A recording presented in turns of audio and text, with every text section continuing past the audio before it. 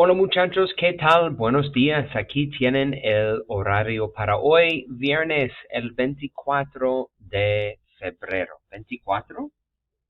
Sí, 24. No homework was due for today. You don't have any homework for the weekend either. Just a reminder, your project is due next, let's see, not next week, but the week thereafter on March 6th and 7th. Depending on if you're an A or B day class. Remember that your project is highlighting 20 things, 20 actions, events from over the course of a week or a weekend or a day, 20 things you did in the past.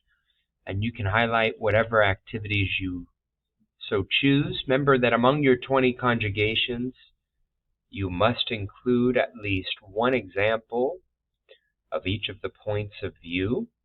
A reminder that for the to form, you can create a question asking about the past, like, ¿A dónde fuiste el fin de semana pasado? Where did you go last weekend? Or, ¿Qué hiciste la semana pasada? What did you do last week? Or, ¿Con quién pasaste el rato ayer? Who'd you hang out with yesterday? ¿Qué comiste anoche? What'd you eat last night? Any example of a question in the to form using a verb in the preterite tense. Remember to include accents for the yo form and the el, ella, usted form.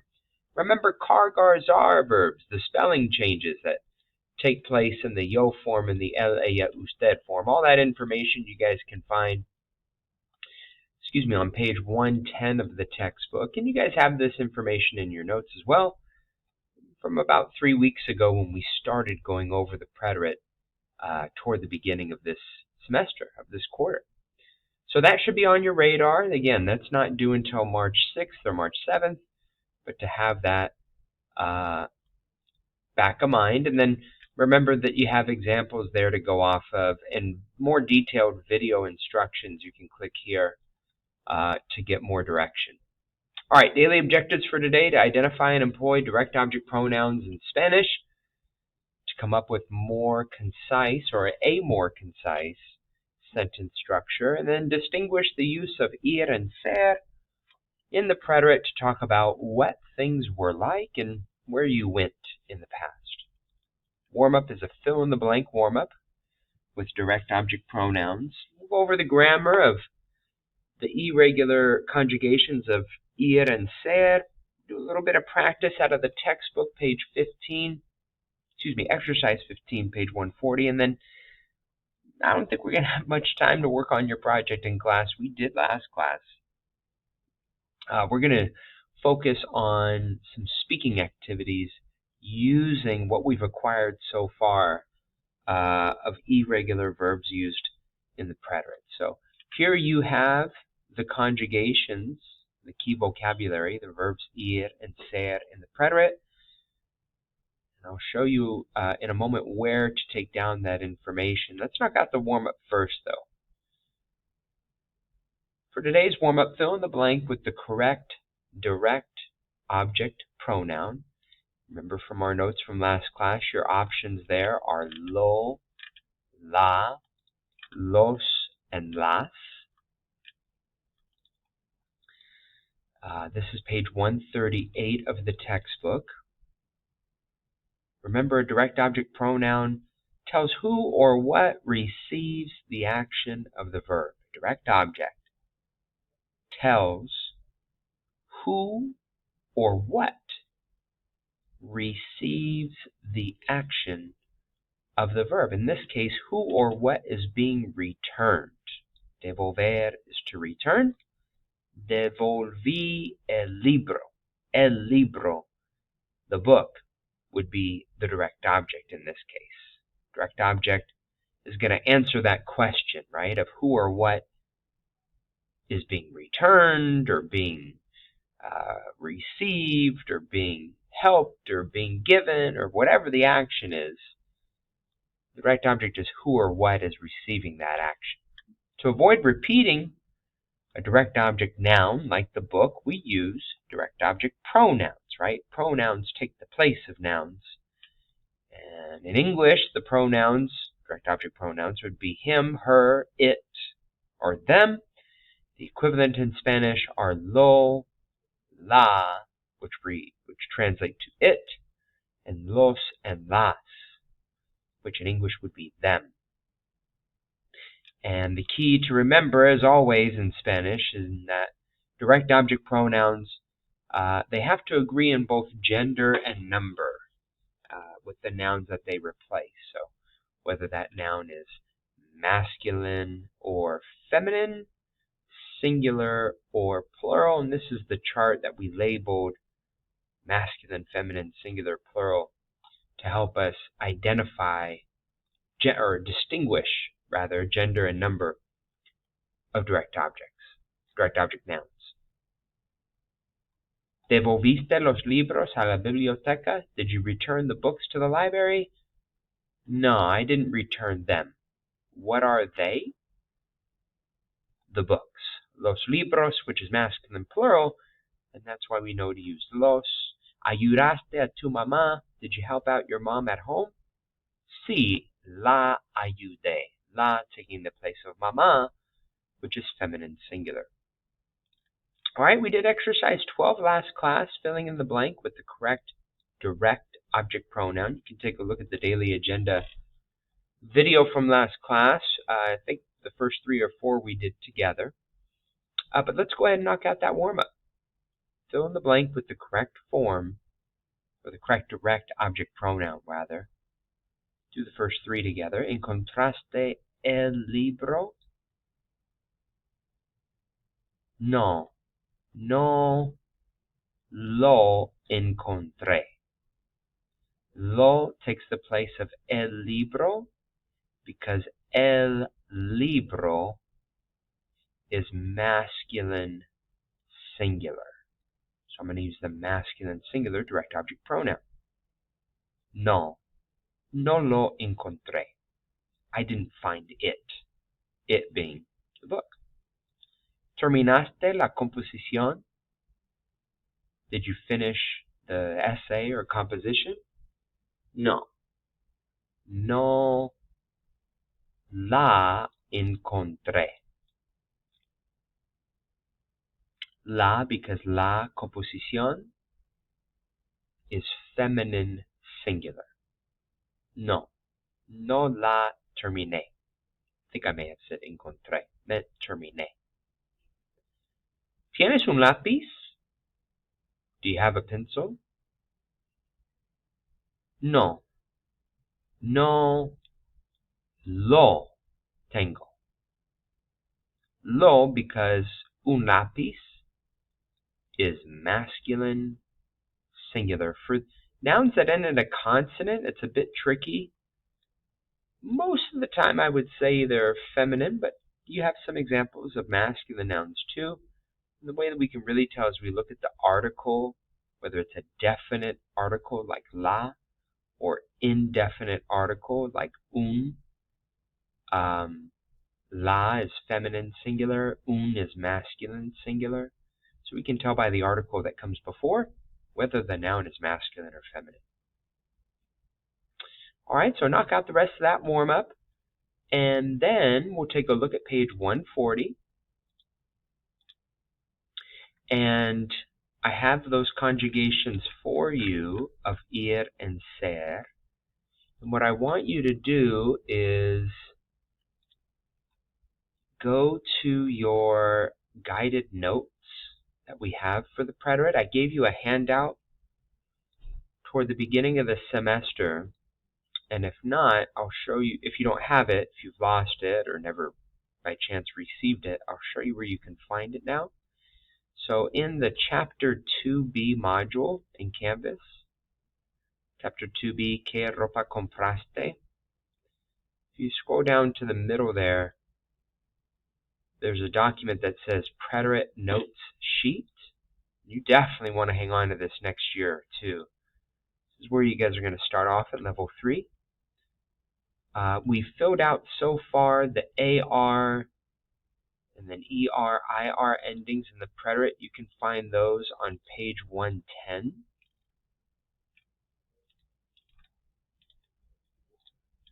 right? You have your AR endings first, and then ER, IR endings come next. So AR, ER, IR. AR, ER, IR endings. We've already filled that in at this point. You've also transferred the Kar-Gar-Zar spelling changes that take place for verbs in the yo form. So far, all we have is these top two boxes filled in with AR and ER, IR endings in the past. And then the very bottom of the paper, which has those spelling changes for Kar-Gar-Zar verbs, solamente en la forma yo, only in the yo form. I don't think we've covered anything else to this point. Maybe we've skipped ahead a little bit, depending upon how we were progressing. But what we're going to do today is fill in the conjugations of ir and ser in the past. All of this information is referring to verbs expressed in the preterite, in the simple past tense, right? These are regular endings here at the top. And then all of these other verbs are irregular, meaning that they don't follow this pattern that we've identified at the very top. So ir and ser, the conjugations, you can find on page 140. We'll go back there.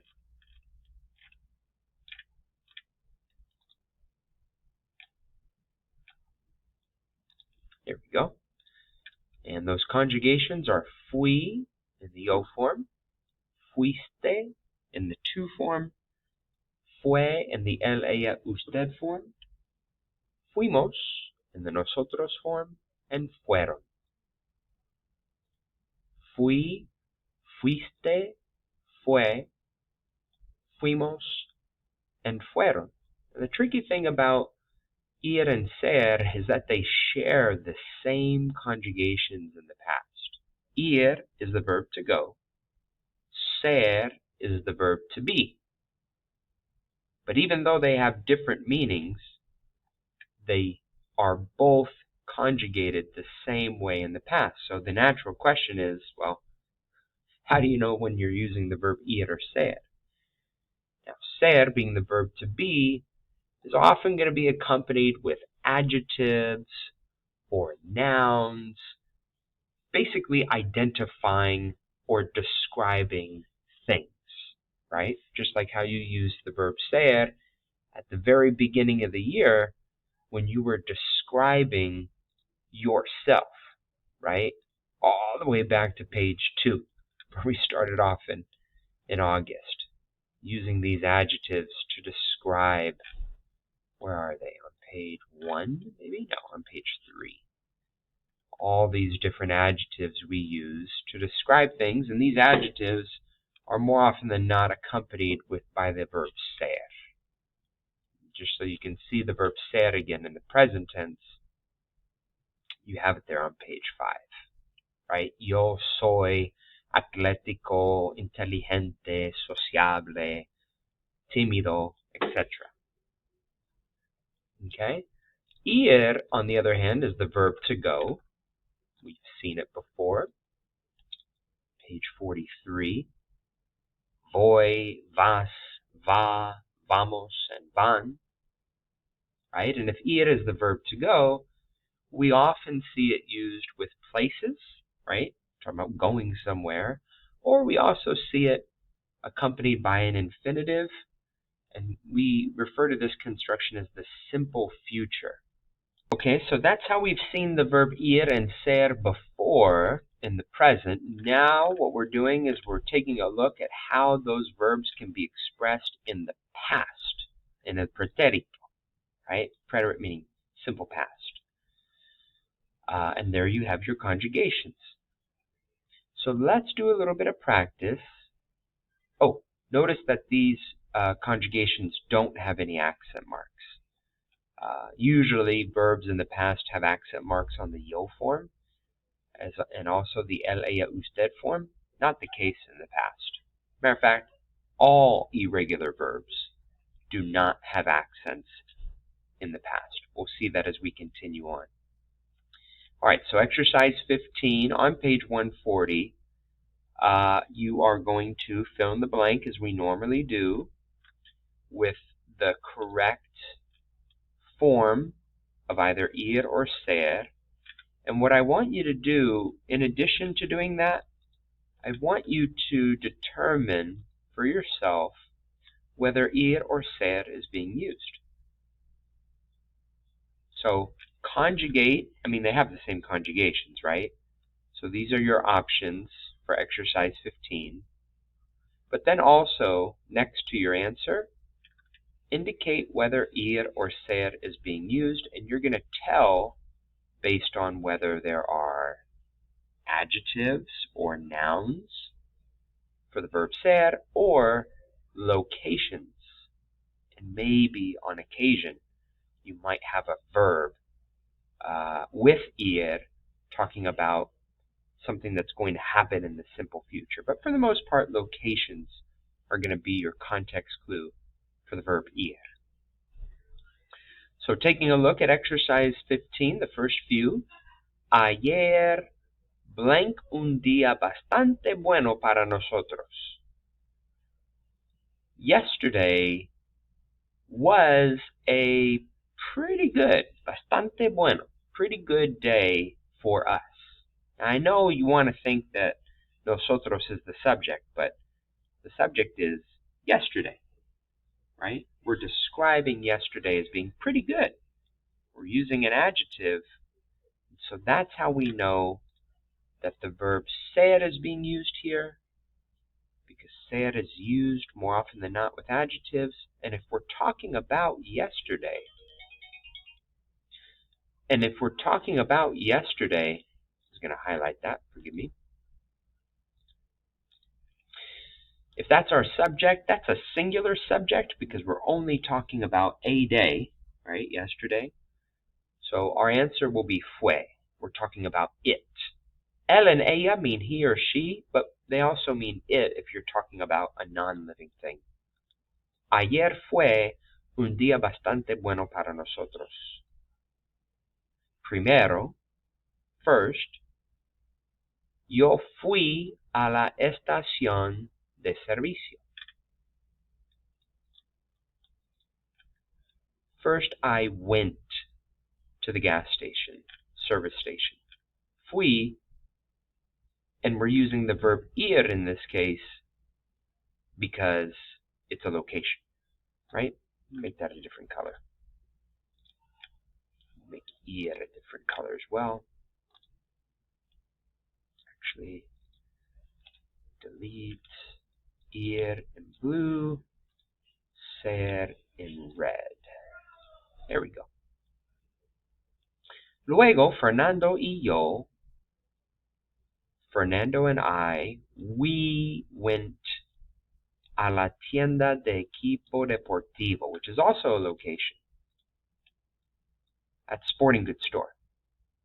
So the verb ir in the nosotros form, right? Fernando y yo would be fuimos, right? Nosotros fuimos